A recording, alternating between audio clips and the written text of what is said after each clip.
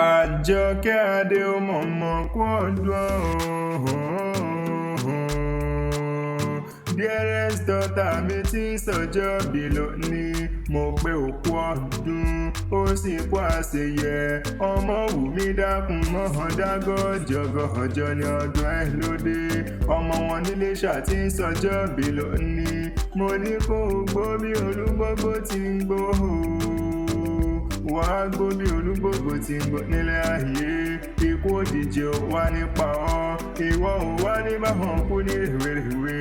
Àtẹ̀pẹ́ báyìí lájọ tẹ̀lé ìpẹ́ lọ́lọ́lọ́hùn ọba.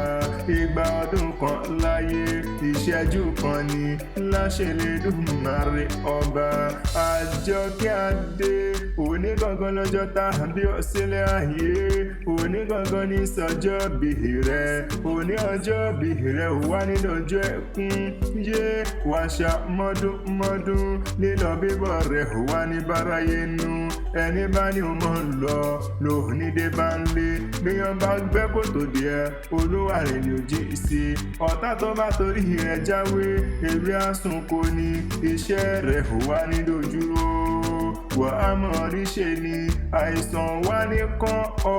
Ọlọ́run ọba mi ò kú ní jẹ́ òkánjú kú, bẹ́ẹ̀ ni ò nira máa yé.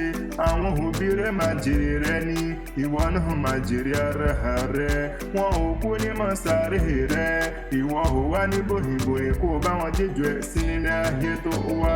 Àjòlúwa wà á kéré òkú délé, ò ní parẹ́ ṣáájú, bẹ́ẹ̀ ni wọn ò ní rúkú rẹ̀ wálé. Láṣẹ Elédùmarè ọba. Ìlọ́wádìílé àwọn bàbá rẹ̀, mẹ́bí wọ́n lọ́mọ wọn ní Ilesha. Ìjẹ̀ṣà òṣèré nìyí, ọmọ onílẹ̀ òbí, ọmọ ẹlẹ́ni àtẹ̀ká ni ọ́ nílé bàbá rẹ̀ tí wọ́n gbé bí ọ̀hún lọ́mọ.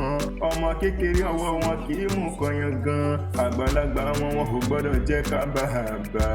Àjọkẹ́ adé, mo pé bí yán bá mọ̀ bí òwúrọ̀, bí ó bá ju bíntín, ẹ̀dá kan jẹ́ ká lọ rèé fún Ìjẹ̀ṣà àjẹ́.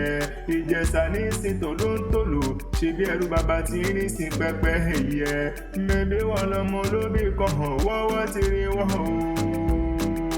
Àjọkẹ́ adé, mẹ́bí wọn lọmọ olóbì kan hàn wọ́wọ́ ti rí wọ́.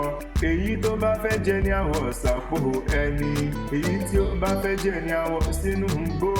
Ọmọ ẹranko búburú àrùn mú jẹ, mẹ́bí nínú ilé àwọn bàbá rẹ̀ tí wọ́n gbé bí ọ̀hún lọ́mọ gangan ni. Bùkọ́lá mo ló kú ọdún, Olúwa pa mí lẹ́rìn ayọ̀ mi, mo ló sì kú àṣeyẹ. Ẹni ayé wù, ìwọ ò wá ní báwọn fọdún eléyìí ṣe mọ́. Lágbára lọ́wọ́ Ọlọ́run ọba. Ǹjẹ́ tó bá ní ìta ní nǹkan ewì kí ọlá tẹ̀kan, mọ̀ pé Adésínà lè fi ń jẹ́.